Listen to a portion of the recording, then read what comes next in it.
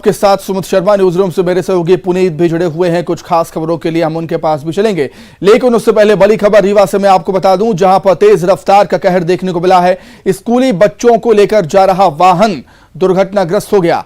Pickup गाड़ी और बस के बीच जबरदस्त टक्कर हुई है। घटना में 2 बच्चों की मौत हो गई है, 5 बच्चे गंभीर रूप से घायल हैं। करीब दर्जन भर बच्चों को चोटें आई हैं। सामुदायिक स्वास्थ्य केंद्र में बच्चों को एडमिट किया गया है। कोहरे के चलते हादसा हुआ है, यह खबर निकलकर सामने आई है। पनवार थाना क्षेत्र का यह पूरा मामला।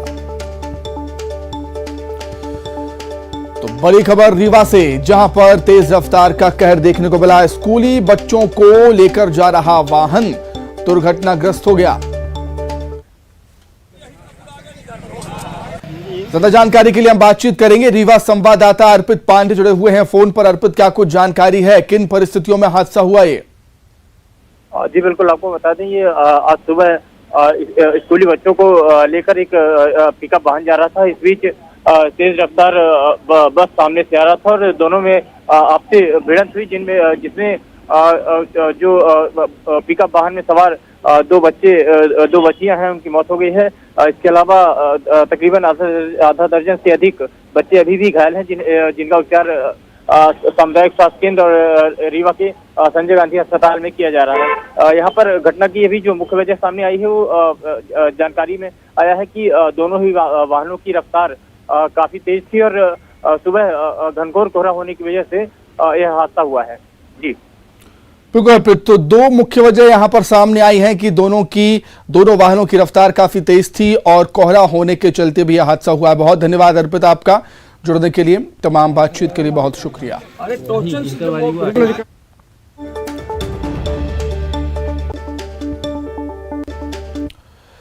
देवास से खबर है, जहां पर जन सुनवाई में हंगामा लिया। मौके पर मौजूद लोगों ने युवक के मुंह से ये पदार्थ निकलवाया, जहरीला पदार्थ निकलवाया। प्राइवेट कंपनी में कर्मचारी था अरुण सोनी। काम के दौरान हादसे का शिकार हो गया था अरुण। युवक को तहसीलदार की गाड़ी में अस्पताल भिजवाया है।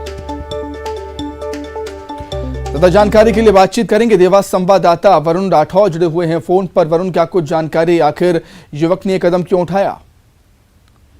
हाँ जी बिल्कुल, बता दूं कि मंगलवार को देवास जिला कलेक्टर कार्यालय में बीचों बीच जो है सभा कक्ष में जनसुनवाई चल रही थी, उसी दौरान हड़कंप मच गया। और हड़कंप इस बात का था कि एक व्यक्ति ने जहरीला पदार्थ खा लिया है। शोरगुल सुनकर जितने भी अधिकारी थे और जो लोग थे वहां पर भागे और उस व्यक्ति के मुंह से जो उंगली डालकर जो जहरीला पदार्थ निकाला पहले, तो फिर पानी पिलवाकर उसे वहां से जिला अस्पताल भेजा गया।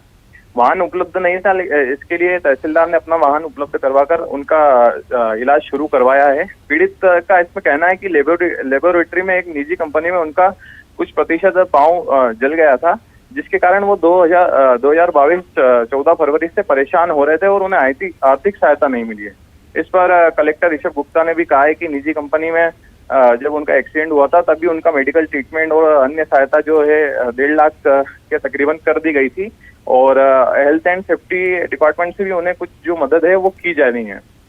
जी ठीक है वरुण, बहुत शुक्रिया आपका तमाम जानकारी के लिए।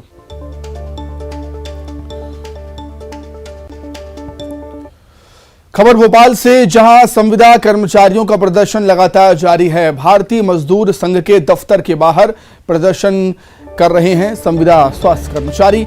विधानसभा घेराव के लिए भी कूच करेंगे वो।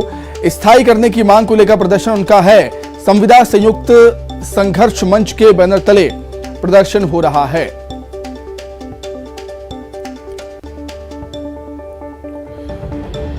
तो संविदा स्वास्थ्य कर्मचारियों का प्रदर्शन लगातार जारी है। भारतीय मजदूर संघ के दफ्तर के बाहर प्रदर्शन कर रहे हैं कर्मचारी।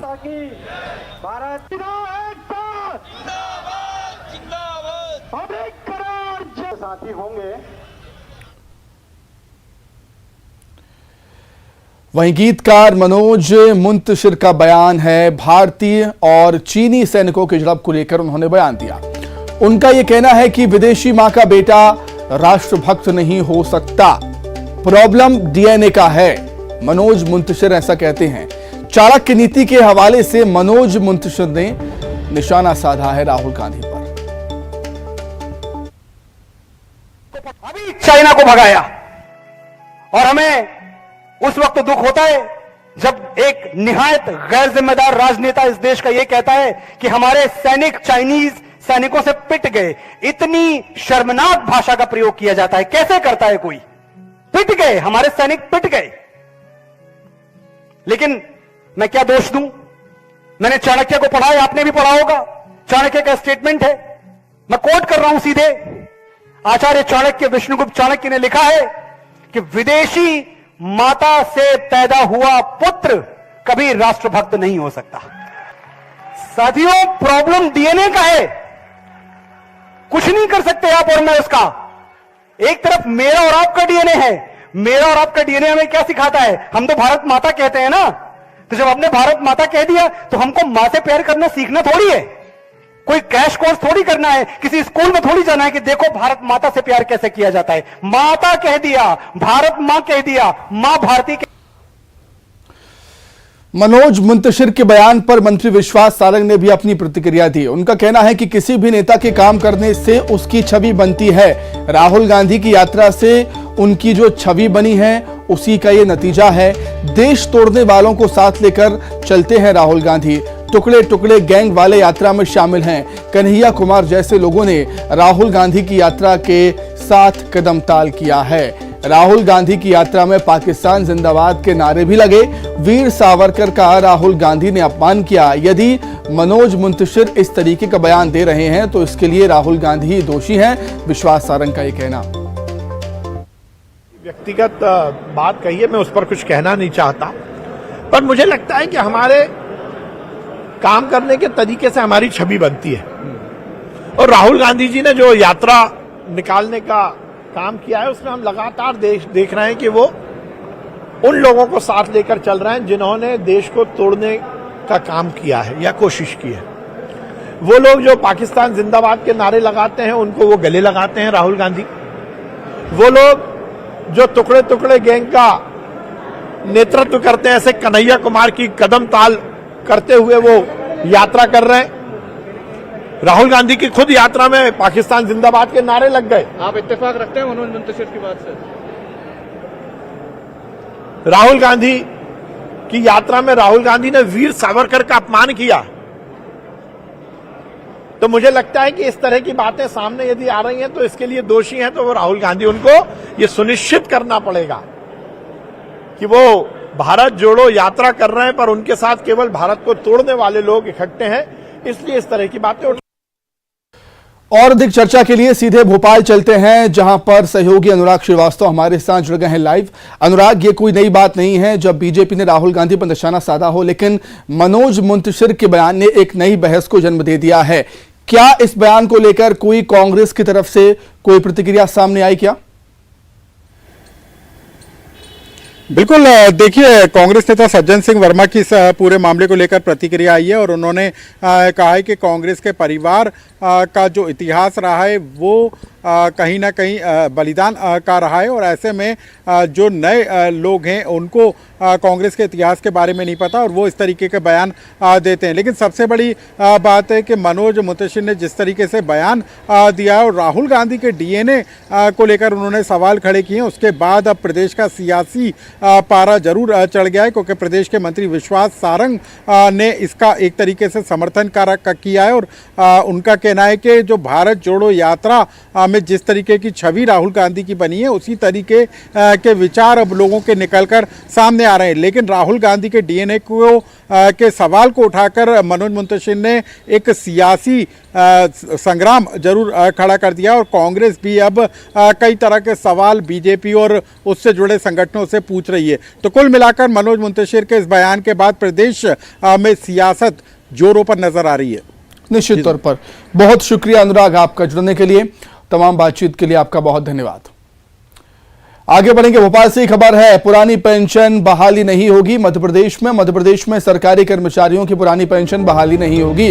2005 के बाद की नियुक्ति में पेंशन देने का कोई प्रस्ताव नहीं है। विधानसभा में सवाल के लिखित जवाब में ये जानकारी सामने आई है। वित्त मंत्री जगदीश देवड़ा ने लिखित जवाब में ये जानकारी दी है।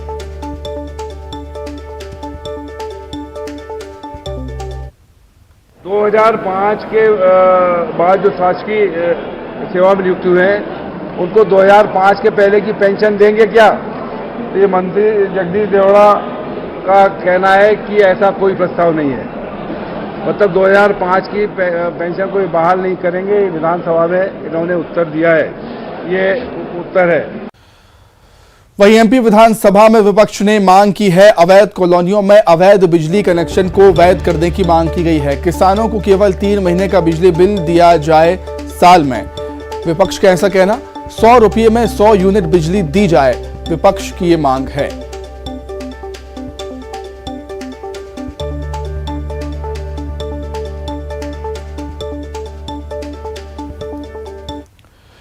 वहीं इसको लेकर ऊर्जा मंत्री प्रद्युम्न सिंह तोमर का कहना है कि अवैध कॉलोनियों में बिजली देने विद्युत नियामक आयोग के आदेश हैं, नियमों के तहत बिजली दी जा रही है।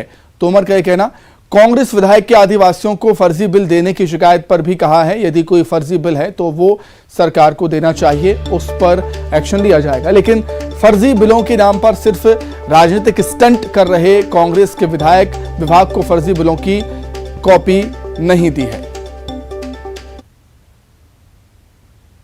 विधानसभा में आज आदिवासी इलाकों में फर्जी बिल दिए जाने और अवैध रूप से बिजली बिल देने का मामला गूंजा है। प्रदेश के ऊर्जा मंत्री प्रद्युम्न सिंह तोमर हमारे साथ मौजूद हैं। सर, विपक्ष इस बात को लेकर शिकायत कर रहा है कि आदिवासी इलाकों में फर्जी तरीके से बिल दिए जा रहे हैं, जिनके घर में मीटर नहीं है। इसी तरीके से पीसी शर्मा का भी ध्यानाकर्षण आया। देखिए, पीसी शर्मा जी का ध्यानाकर्षण का विषय अलग था, परंतु हमारे सदन ने इस बात को माननीय अध्यक्ष जी ने गंभीरता से लिया कि आदिवासियों के साथ कोई अन्याय भेदभाव नहीं होना चाहिए। अगर कोई फर्जी बिल गया है तो उसकी जांच होनी चाहिए। और चलिए बढ़ते आगे और बात पीसीसी चीफ कमलनाथ की कर लेते हैं। तो न्यूज़ 18 से उन्होंने बातचीत की है कमलनाथ ने, और छिंदवाड़ा का जो विकास कार्य है या छिंदवाड़ा के विकास कार्य है उसमें भेदभाव कर रही है सरकार, ये उन्होंने आरोप लगाया था। तो कल सीएम शिवराज सिंह चौहान के संज्ञान में भी मामला लाया गया। विधायकों की विधायक निधि को लेकर भी कई तरह की जटिलता आई, ये भी उन्होंने कहा। राजस्थान सरकार के उज्ज्वला हितग्राहियों को 500 में सिलेंडर देने के ऐलान पर कहा है कि कांग्रेस पार्टी अपने वचन पत्र में कई बिंदुओं को शामिल कर रही है और उसमें एक बिंदु ये भी होगा।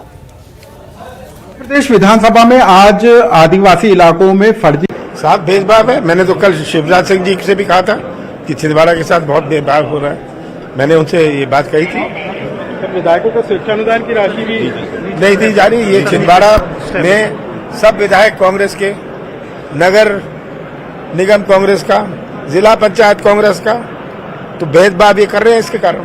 सर, राजस्थान सरकार ने उज्ज्वला योजना के हितग्राहियों को 500 रुपए में सिलेंडर देने का ऐलान कर दिया। आपको लगता है कि कांग्रेस यदि सत्ता में आती है तो हम अभी अपना वचन पत्र बना रहे हैं, हम सब चीजों पर ध्यान देंगे। हमने 100 रुपए 100 यूनिट बिजली की थी, बहुत सारी चीजें करी थी, इस दफा और कुछ चीजें लाएंगे। तो कमलनाथ हैं इस बात का भरोसा दे रहे हैं कि कांग्रेस अपने वचन पत्र में कई ऐसे बड़े ऐलान कर सकती है और उसमें एक बड़ा ऐलान ये भी हो सकता है कि उज्ज्वला योजना के हितग्राहियों को 500 रुपए में सिलेंडर दिया जाए। कैमरा पर्सन मणि सेंगर के साथ अनुराग श्रीवास्तव, न्यूज़ 18 भोपाल। चलिए बढ़ते आगे और बात शीतकालीन सत्र की जब हो रही है तो शीतकालीन सत्र का आज दूसरा दिन और अविश्वास प्रस्ताव को स्वीकार कर लिया गया है। ये बड़ी खबर आपको बता रहे हैं, जो विपक्ष की तरफ से अविश्वास प्रस्ताव लाया गया है और माना यह जा रहा है कि कल इस पर चर्चा हो सकती है। कल की कार्यसूची में यह अविश्वास प्रस्ताव का मुद्दा शामिल हो सकता है। पूर्व मंत्री कमलेश्वर पटेल ने कहा है कि विपक्षी भावनाओं के तहत अविश्वास प्रस्ताव पर चर्चा होगी, इसको स्वीकार कर लिया गया, लेकिन सत्ता पक्ष अगर सार्थक चर्चा करे तो अच्छा होगा।